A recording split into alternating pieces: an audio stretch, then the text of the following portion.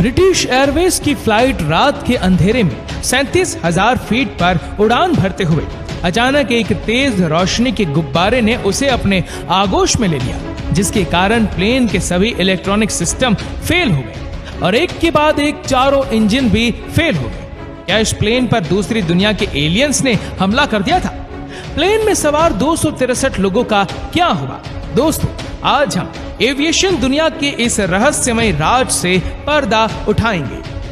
24 जून 1982 दुनिया के सबसे बिजी एयरपोर्ट में शामिल लंदन का हीथ्रो एयरपोर्ट ब्रिटिश एयरवेज की फ्लाइट 009 मुंबई से होते हुए ऑकलैंड जाने की तैयारी कर रही थी। बोइंग 747-200 सीरीज का ये आधुनिक प्लेन था, जिसमें रॉल्स रॉयस ब्रांड्स के 4 इंजन्स लगे थे। अपनी यात्रा के तीसरे चरण के लिए इस प्लेन को कुआलालंपुर से पर्थ जाना था। यात्रा के चरण को पूरा करने के लिए प्लेन में नए पायलट्स और क्रू मेंबर्स को नियुक्त किया गया था। यहां से प्लेन उड़ाने की जिम्मेदारी 41 वर्षीय एरिक हेनरी मूडी, 32 वर्षीय senior first officer Roger Gripps और 40 वर्षीय senior officer Barry Townley Freeman की थी। नॉर्मल फ्लाइट प्रिपरेशन प्रोसेस को पूरा करने के बाद नए पायलट्स और क्रू मेंबर्स प्लेन को अगली उड़ान के लिए तैयार करने में लग गए। अपने निर्धारित वक्त पर फ्लाइट ने कुआलालंपुर एयरपोर्ट से टेक ऑफ किया। एयर ट्रैफिक कंट्रोल टावर द्वारा बताए गए रूट को फॉलो करते हुए लगभग प्लेन 37,000 फीट की ऊंचाई पर पहुंच गया और पायलट ने प्लेन को ऑटो मोड पर डाल दिया। फ्लाइट में सब कुछ नॉर्मल तरीके से चल रहा था और सभी पैसेंजर्स आराम से फ्लाइट में ड्रिंक्स और भोजन सर्विसेज का आनंद ले रहे थे। रात के लगभग 8:40 पर प्लेन जब इंडियन ओशन के ऊपर से गुजर रहा था, तभी अचानक पायलट को विंड स्क्रीन पर बहुत ही तेज रोशनी दिखाई दी और देखते ही देखते अजीब से दिखने वाली रोशनी के बादल ने पूरे प्लेन को अपने आगोश में ले लिया।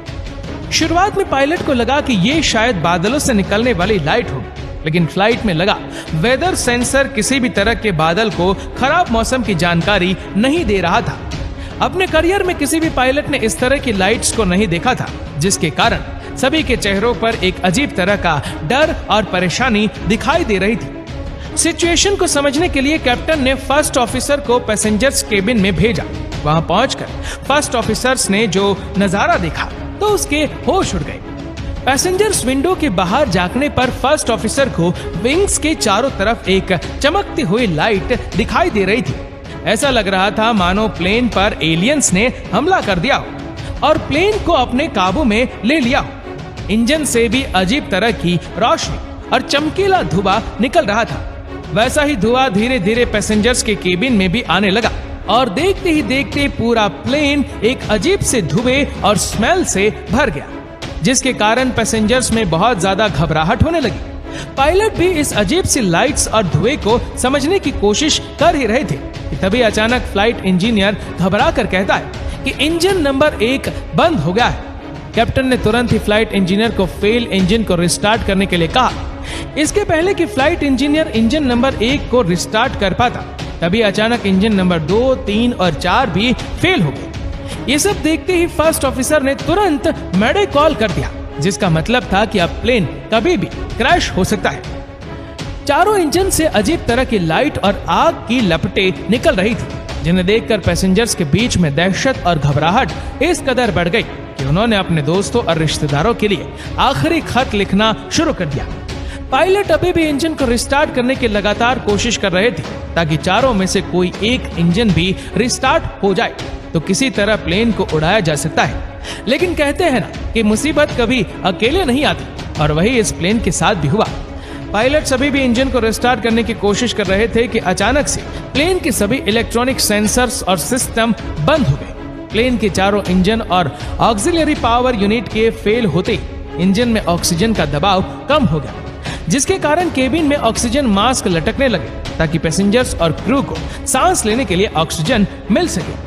अचानक आई इन सब मुसीबतों से पायलट्स भी काफी घबरा गए थे, लेकिन थोड़ी ही देर बाद पायलट ने अपने आप को संभालते हुए फिर से सिचुएशन को संभालने की कोशिश की। बिना इंजन पावर के प्लेन अब 37,000 फीट से 26,000 फीट पर आ गया था। बिना इंजन प्लेन ग्लाइड करते हुए आगे तो बढ़ रहा था, लेकिन उससे कहीं ज्यादा स्पीड से वह नीचे आ रहा था। अब कैप्टन की सबसे बड़ी कोशिश ये थी कि किसी भी तरह प्लेन को ग्लाइड करते हुए नजदीक के किसी एयरपोर्ट पर लैंड करा दिया जाए। उस वक्त सबसे नजदीक जकार्ता इंटरनेशनल एयरपोर्ट था। प्लेन की हाइट और स्पीड को कैलकुलेट करके कप्तान ये जानने की कोशिश करने लगे कि बिना इंजन के प्लेन कितनी दूर जा सकता है।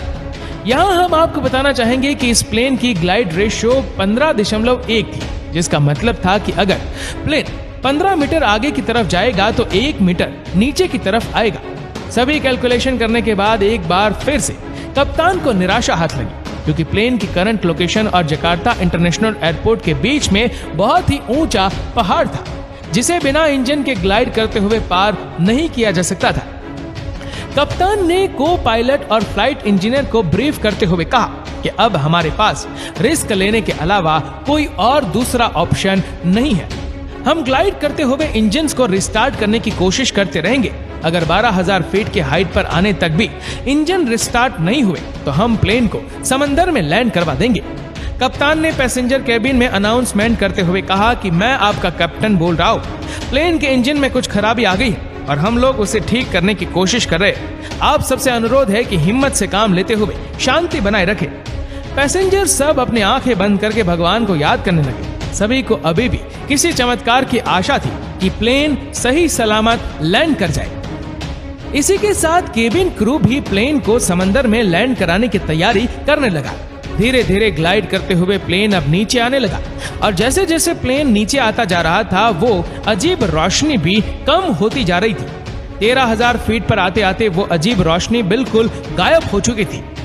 प्लान के मुताबिक फ्लाइट इंजीनियर ने आखिरी बार इंजन को रिस्टार्ट करने की कोशिश की तो एक चमत्कार हुआ और अचानक से सभी इंजन रिस्टार्ट हो गए। सभी इंजन के स्टार्ट होते ही प्लेन ऊपर उड़ने लगा और उस पहाड़ के ऊपर से आराम से गुजर गया।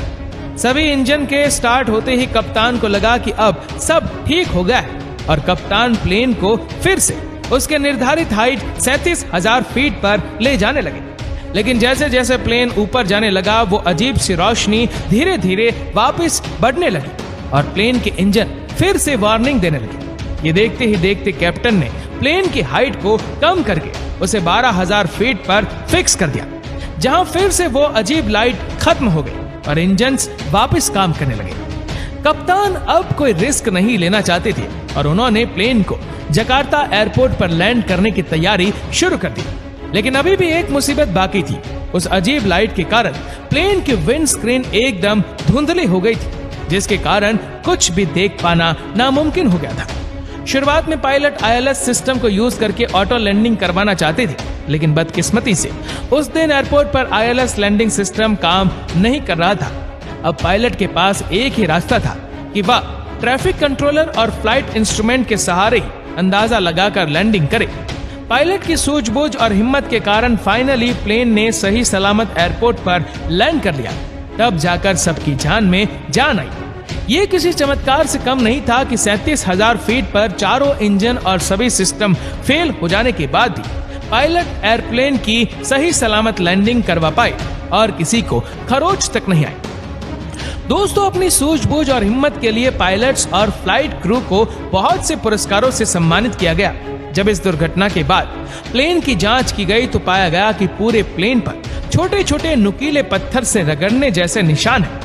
ऐसे ही निशान प्लेन की विंडस्क्रीन पर भी थे, जिसके कारण विंडस्क्रीन धुंधली हो गई थी। प्लेन पर पाए गए पार्टिकल्स की जांच करने के बाद पता चला कि ये वॉल्केनिक ऐश के पार्टिकल हैं। इस जानकारी के बाद दुर्घटना से रहस्यों का पर्दा उठता चला गया। खोजबीन करने पर पता चला कि जकार्ता की पहाड़ियों में एक वॉल्केनो में विस्फोट के बाद लावा और धुआं निकल रहा था। इस वॉल्केनिक में सैंड डस्ट और माइक्रोसल्फाइड पार्टिकल्स बहुत ज्यादा मात्रा में उपलब्ध थे। यही सैंड डस्ट और माइक्रोसल्फाइड पार्टिकल्स हवा के साथ साथ 37,000 फीट की ऊंचाई पर पहुंच गए थे। इसीलिए प्लेन का वेदर रडार सिस्टम भी इन्हें डिटेक्ट नहीं कर पाया। यही पार्टिकल्स प्लेन की बॉडी और विंड स्क्रीन से टकराकर फ्लैश लाइट इफेक्ट प्रोड्यूस कर रहे थे। इस दुर्घटना के बाद इस एयर रूट को बंद कर दिया गया और एरिया के आसपास सभी वॉल्केनो को रेगुलरली मॉनिटर किया गया ताकि इस तरह का